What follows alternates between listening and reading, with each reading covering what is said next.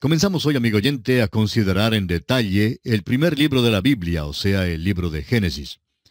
Como dijimos en nuestro estudio anterior, hemos dividido este libro en dos secciones mayores.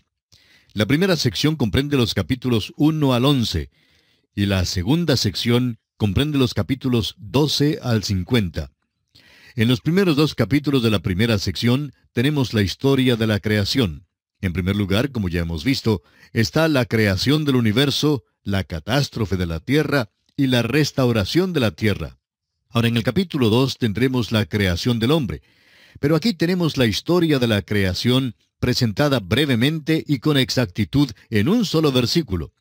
Es el versículo 1 del capítulo 1 de Génesis, donde leemos: «En el principio creó Dios los cielos y la tierra». Con toda franqueza, amigo oyente, esta es una de las declaraciones más profundas que se haya expresado. Creemos que eso es todo lo que tenemos de la creación misma, con la excepción del relato de la creación del hombre y de los animales que se hace más adelante en este mismo libro de Génesis. Pero esta es la narración de la creación y admitimos que realmente es muy breve. Pablo Bellamy, quien fuera editor de un diario en Cleveland, en el estado de Ohio, Estados Unidos, hacía una ronda una noche por los escritorios de los reporteros y notó que uno de ellos escribía un relato largo de un hecho que, a su parecer, tenía muy poca importancia. Le dijo al reportero: «Abrévielo. Después de todo, el relato de la creación se narró en Génesis 1 en 282 palabras».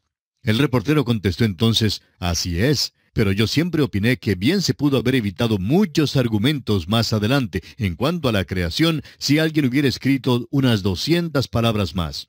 Amigo oyente, es interesante notar que Dios verdaderamente nos ha dado una edición abreviada de la creación. Surge entonces la pregunta: ¿qué tenía Él en mente cuando nos dio esta sección en particular? ¿Cuál era el propósito del autor aquí?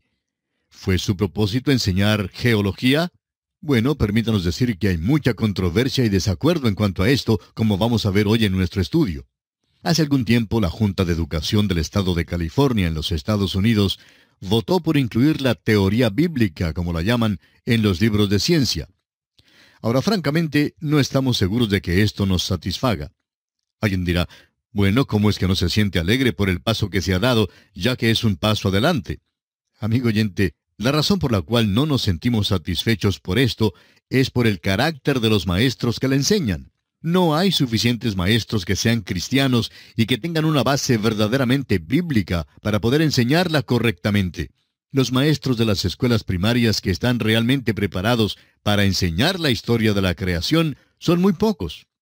El doctor Ralph Girard, profesor de biología y decano de la división de postgraduados de la Universidad de California en Davis, hizo el siguiente comentario según la prensa: «¿Debe un curso científico sobre la reproducción mencionar también la teoría de la cigüeña?»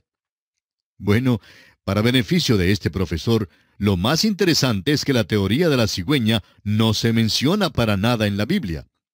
En cambio, el relato de la creación sí se menciona. Su comparación no se justifica en ninguna manera, porque la Biblia trata de este asunto de la procreación en una forma muy literal. Y si usted lee su Biblia con cuidado, nunca hubiera tenido en su mente el punto de vista de la teoría de la cigüeña. La declaración del Dr. Girard revela una actitud muy antagónica hacia la Biblia. Opinamos que este hombre probablemente sabe muchísimo en cuanto a la materia de biología, pero muy poco en cuanto a la palabra de Dios. Creemos que eso es muy obvio al escuchar el tipo de declaración que él ha hecho. Ahora, al llegar aquí a este primer versículo del capítulo 1 de Génesis, debemos reconocer que este problema del origen provoca más controversia violenta, teorías insensatas y amplio desacuerdo que cualquier otro. Siempre hay la inclusión de la hipótesis del hombre y como resultado hay una babel de voces que ha sofocado la clara voz de Dios. En realidad, hay dos grupos extremos que han empañado el asunto y han dividido las aguas del entendimiento con sus suposiciones y afirmaciones dogmáticas. Un grupo se compone de los científicos arrogantes que asumen que la evolución biológica y filosófica es la verdad indisputable. Su presunto axioma es los ciertísimos hallazgos de la ciencia. Veremos eso dentro de un momento.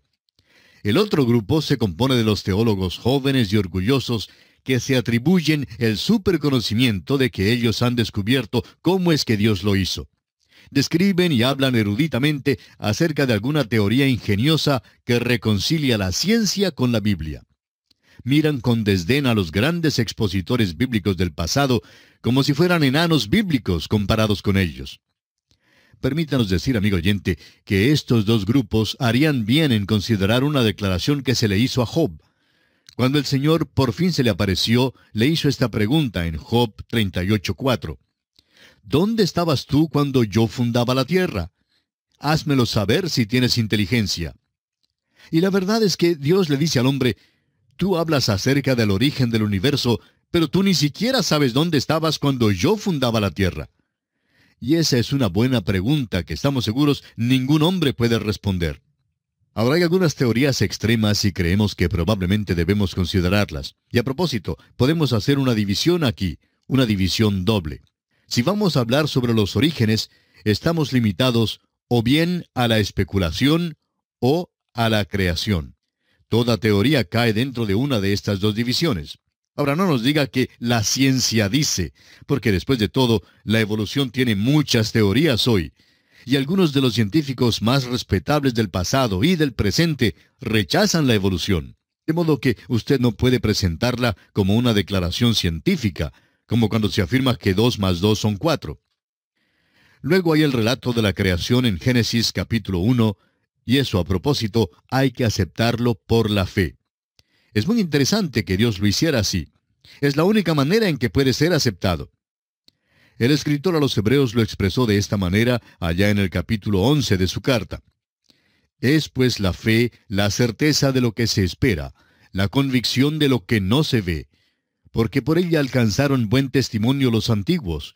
Por la fe entendemos haber sido constituido el universo por la palabra de Dios, de modo que lo que se ve fue hecho de lo que no se veía.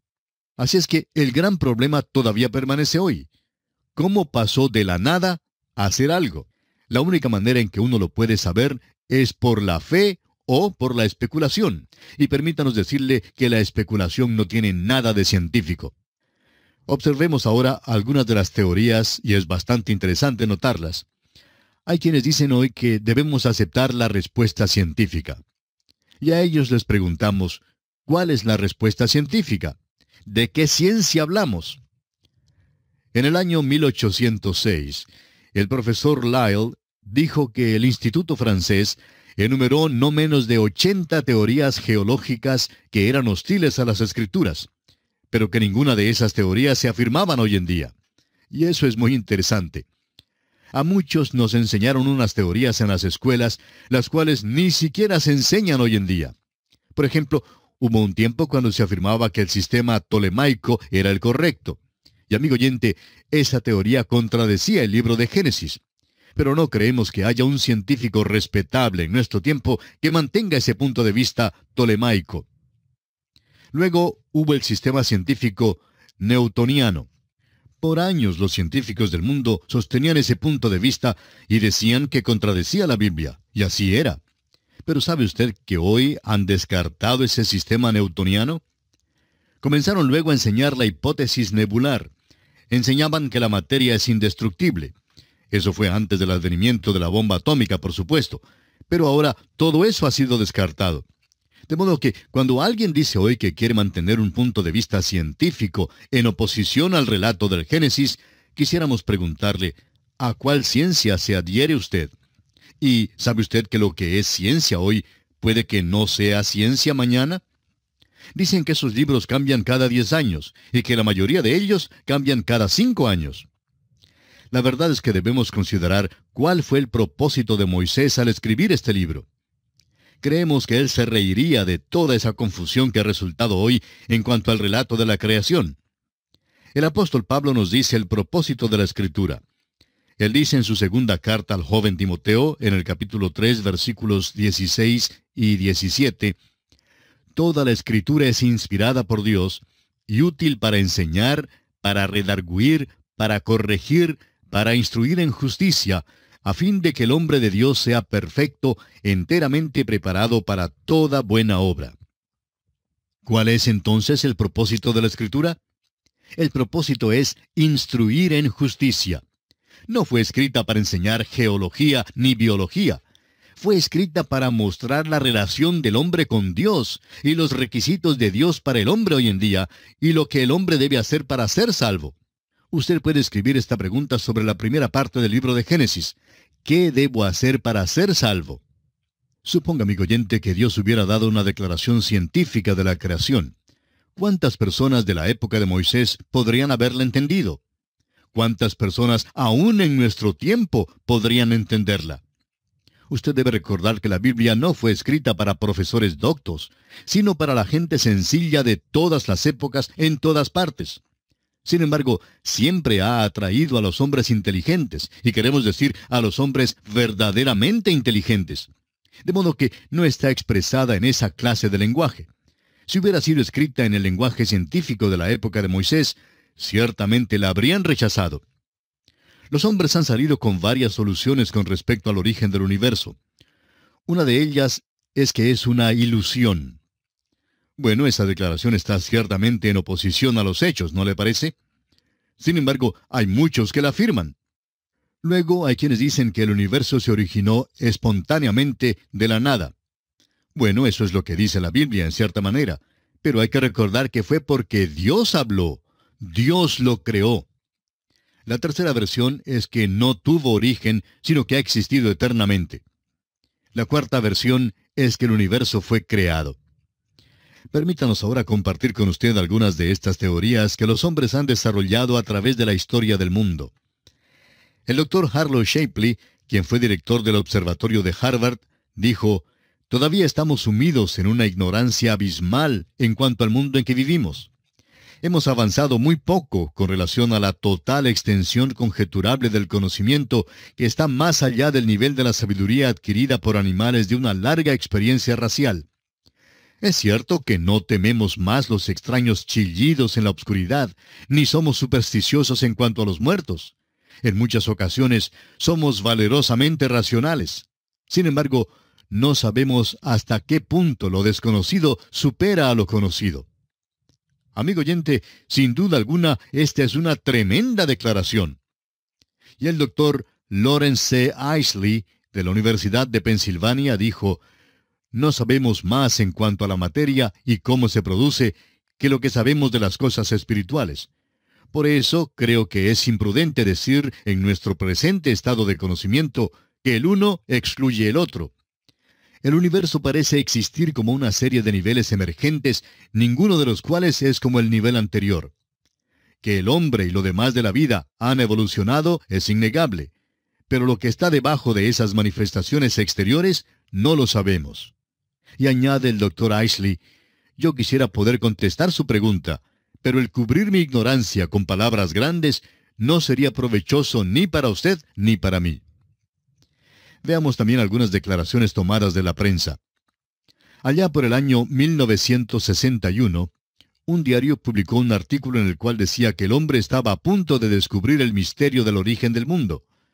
Sin embargo, no han escrito nada nuevo sobre el asunto desde aquel entonces. El biólogo Edwin Conklin, hablando sobre la evolución, declaró: «La probabilidad de que la vida se originara por accidente se compara con la probabilidad de que el diccionario completo se originara por una explosión en una imprenta». Eso es algo que no suena tan científico, procediendo de un científico destacado. En realidad, hay 3 teorías acerca del universo que ha propuesto la astronomía. Y es muy interesante observar esas teorías. Una se conoce como la teoría del estado continuo. Otra es la teoría de la detonación grande. Y la otra es la teoría de la oscilación. La teoría de la detonación grande sostiene que hubo una gran explosión hace millones de años. Creemos que hace 10 billones de años que ocurrió una, y opinan que habrá otra después de pasar otros 10 billones de años. No creemos que debemos preocuparnos mucho por ella, pero es interesante que se ofrece esta explicación en nuestros días. Y uno descubre que Gran Bretaña es el lugar donde se produjo esta teoría. Y francamente, no hemos oído mucho acerca de las piedras que trajeron de la Luna. ¿Ha notado usted que muchos de los científicos ni se entusiasman por esas piedras? Es porque ellas parecen refutar la teoría de estos hombres. Hace ya muchos años, el doctor Louis Leakey, quien era hijo de misioneros, salió con una teoría que él halló por allá en África.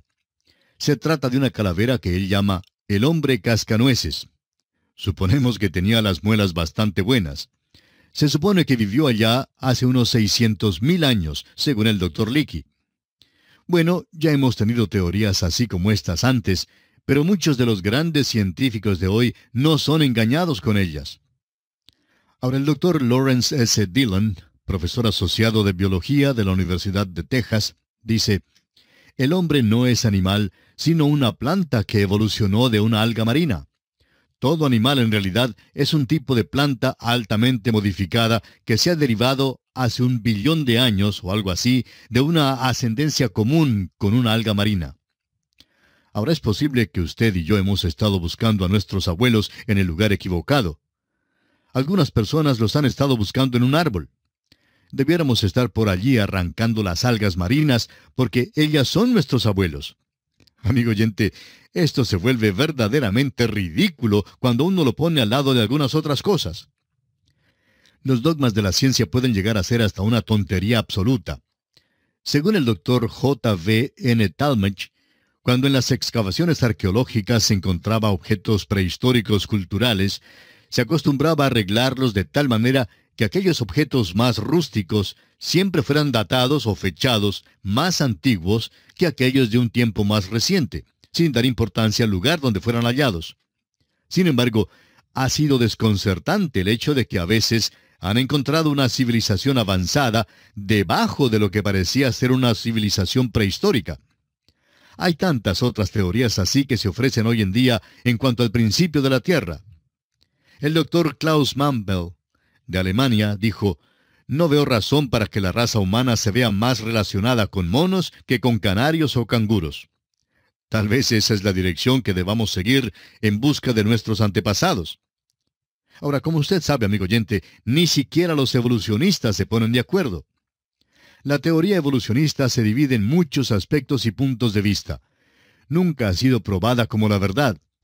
Es una lástima que cuando uno llega al nivel de los falsos científicos, y estamos pensando en los maestros que hoy enseñan ciencia en las escuelas, que no pueden presentar un criterio justo porque les fue ofrecido solo un punto de vista en la universidad.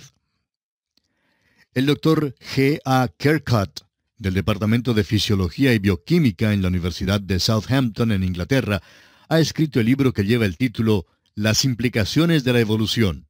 Y él declara: hay una teoría que declara que es posible observar que muchos animales vivientes pasan por cambios durante el curso del tiempo, y por tanto se puede formar nuevas especies.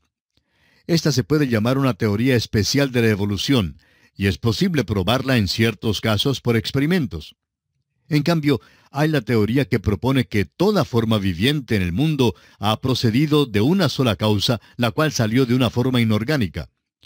La teoría puede ser llamada una teoría general de la evolución, y la evidencia que la sostiene no es lo suficientemente fuerte como para permitirnos considerarla como algo más que una hipótesis. Quisiéramos también darle la declaración del botánico sueco Dr. Heribert Nilsson. Él dice: mis esfuerzos para probar la evolución por experimentos practicados por más de 40 años han fracasado completamente. Por lo menos no me pueden acusar de haber comenzado desde una preconcebida perspectiva contraevolucionista. Se puede mantener firmemente que ni aún es posible formar una caricatura de un hecho paleobiológico. La materia fósil está tan completa ahora que ha sido posible construir nuevas clases, y la falta de series transitorias no se puede explicar como debido a la escasez de materia. Las faltas son verdaderas y nunca se llenarán. La idea de una evolución se apoya en pura creencia. Esta declaración nos está llevando a la esfera de la religión. Y amigo oyente, si usted es evolucionista, tendrá que aceptar la evolución por la fe. La evolución es simplemente especulación, y siempre lo ha sido. Pero lamentablemente, muchos la han aceptado como un hecho veraz.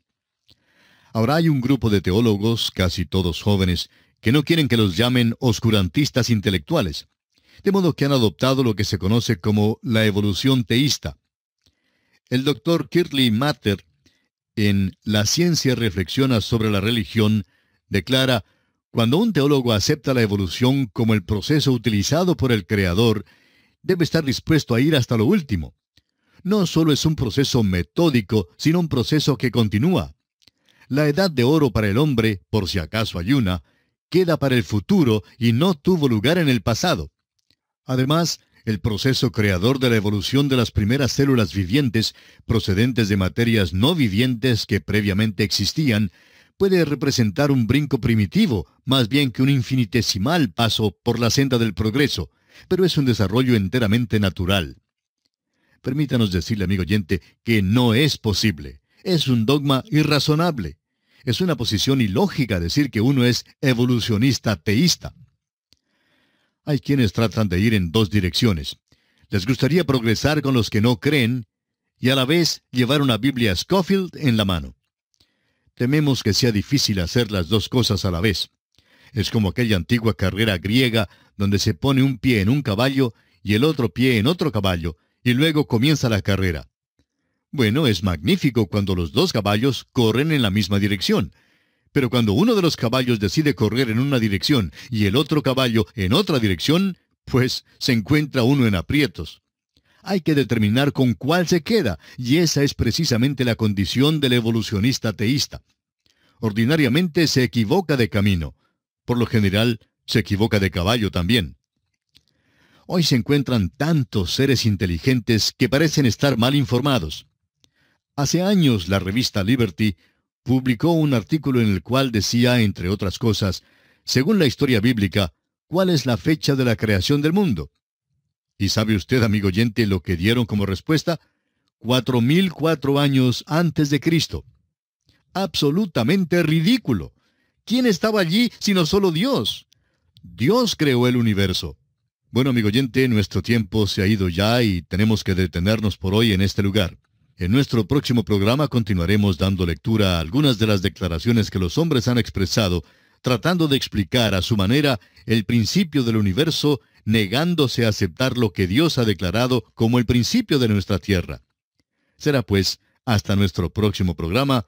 Es nuestra oración que Dios le bendiga abundantemente.